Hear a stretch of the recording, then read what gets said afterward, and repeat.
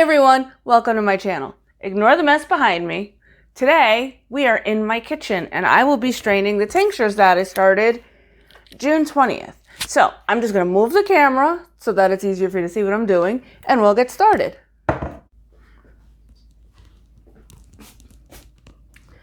Okay, so what I usually do is I have my tincture. This one is the echinacea. Again, labeled, this just says echinacea and vodka. I will do a more in-depth label after I've strained it. I take a bowl, a strainer, and a piece of cheesecloth. And I'm actually going to take off my rings and put on some gloves.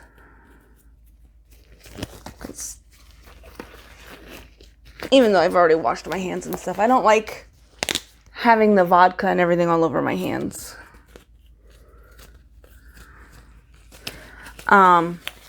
It's so easy. And then, there, so I put the strainer in the bowl, put the cheesecloth in the strainer.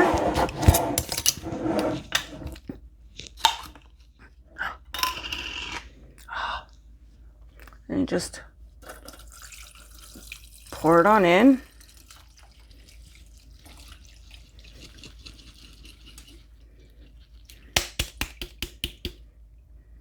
Wow, that was a lot of echinacea. And just press it down. You want to get as much of the tincture back out of these herbs as you possibly can. You don't want to lose any of all that goodness. I just take up the cheesecloth and you just squeeze with everything you've got. A little bit hard for me because of the arthritis in my thumbs, and you just squeeze until you can't get any more of the juice back out again.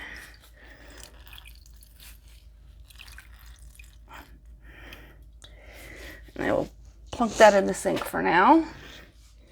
Take out the strainer.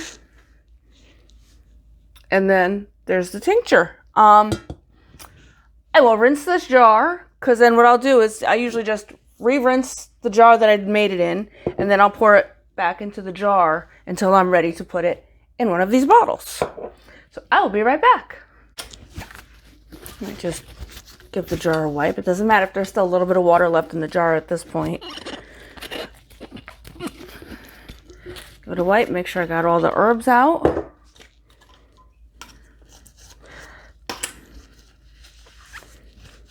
Got everything off. And then literally I just pour, hopefully you can see this, I don't know, tincture back into the jar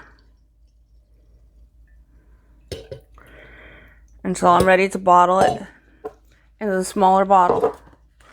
But I don't have my labels in here, so I will end up doing that later. And there's the echinacea tincture. I've already rinsed the strainer. I'm going to give the bowl a real quick rinse. Again, I put the strainer in the bowl. Piece of cheesecloth that fits in the strainer. My dishwasher.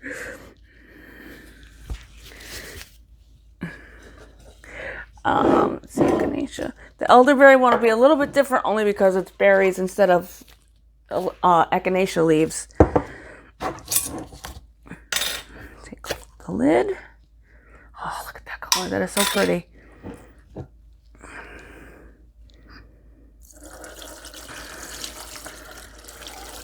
Pour it into the cheesecloth. Make sure you get all the berries out. This is the main reason why I have the gloves. I don't want to stain my hands purple. Push out as much of the juice as you can. Grab the cheesecloth. And there's less elderberries than there was echinacea because you don't need as much when it's a berry or a root. Twist it up till it's tight. Squeeze out as much as you can. I will sometimes let it sit for a few, fluff back up, and then give it another squeeze.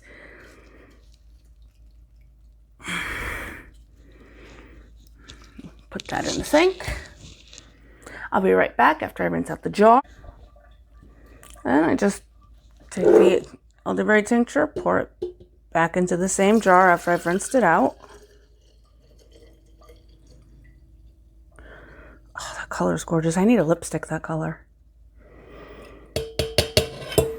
Put the lid on until I'm ready to bottle it. And again, I will be bottling these in these cobalt blue dropper bottles. I also have amber bottles, but I felt like going with blue this time.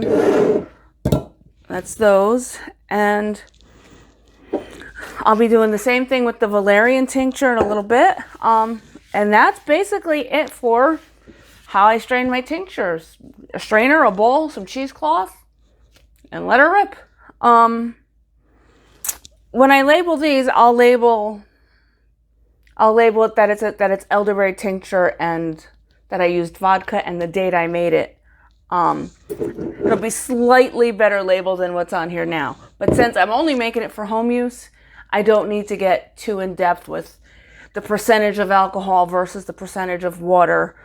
If I was gonna sell these, or even when I give it away to someone, I put more information on there. But since it's just for home use, I just need to know that it's elderberry tincture or that it's echinacea tincture. Or in this one, it'll be valerian tincture. These are the two we go through the most in my house. My husband uses these to boost his immune system.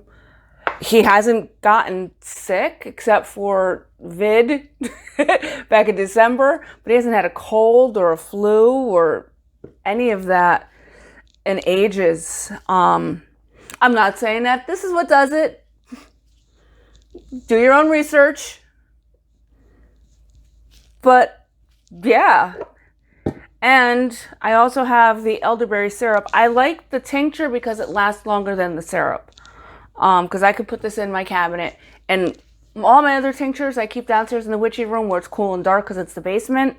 But these two, because we go through them so fast, I will keep here in the kitchen in one of my less used cabinets. Well, that's all I have for you today. Thank you for watching. I hope you enjoyed. I know some of you were actually really looking forward to this video. Sorry it's not more exciting. I hope to see you in the next video. If you haven't already, please subscribe. I have a good time here, and I love having company while I do it. Bye. Cheers.